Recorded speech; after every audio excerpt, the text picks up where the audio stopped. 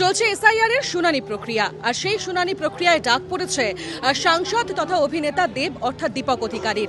আর কার্যনগর স্বর্ণময় বিদ্যাপীঠে তিনি হাজিরা দেবেন। তবে তার আগেই এখানে জড়ো হয়েছেন তৃণমূলের সমর্থকরা তথা দেবের অনুগামীরা। রয়েছেন কাউন্সিলর মৌসুমী দাসও।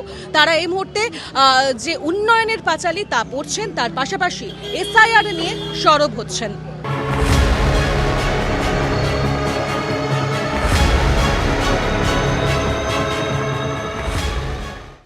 সাংসদকে দেখতে অবশ্যই এসেছে। শুধু সাংসদ তো নন, দেব আমাদের সুপার হিরো, তাকে দেখতে তো আসবেই।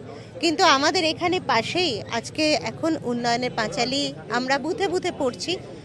আমাদের দিদি এবং আমাদের অভিষেক ব্যানার্জির নির্দেশ মতো আমরা কিন্তু এখানে প্রত্যেকটি বুথে আমরা উন্নয়নের পাঁচালী যে বই রচনা করা হয়েছে, যে পাঁচালী রচনা করা হয়েছে, সেটা আমরা এখানে পড়ছি মানুষের সাথে, মানুষের পাশে থেকে। তো আজকে এখানে সেটা করার কথা ছিল, করার কথা আছে।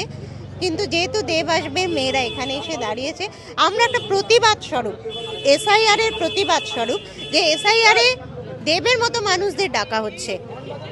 এখানে শুধু দেব নয়, এখানে মোহাম্মদ সামির মতো লোককে ডাকা হয়েছে, এখানে যাদবপুরের ভিসির মতো লোককে ডাকা হয়েছে। এছাড়া আপনারা দেখেছেন জয় গোস্বামীকে ডাকা হয়েছে অন্য জায়গায়। অর্থাৎ যাদেরকে এখনও তাদের বলতে হচ্ছে, 3 বারের এমপিকেও প্রমাণ দিতে হচ্ছে তিনি ভারতের নাগরিক কিনা।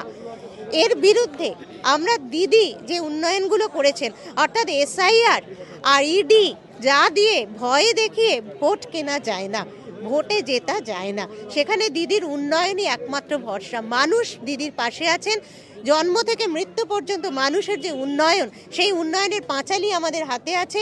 আমরা মানুষের কাছে কাছে পৌঁছে দিচ্ছি এবং মানুষও কিন্তু জানে যে কাকে তারা 365 দিন পাশে পাচ্ছে।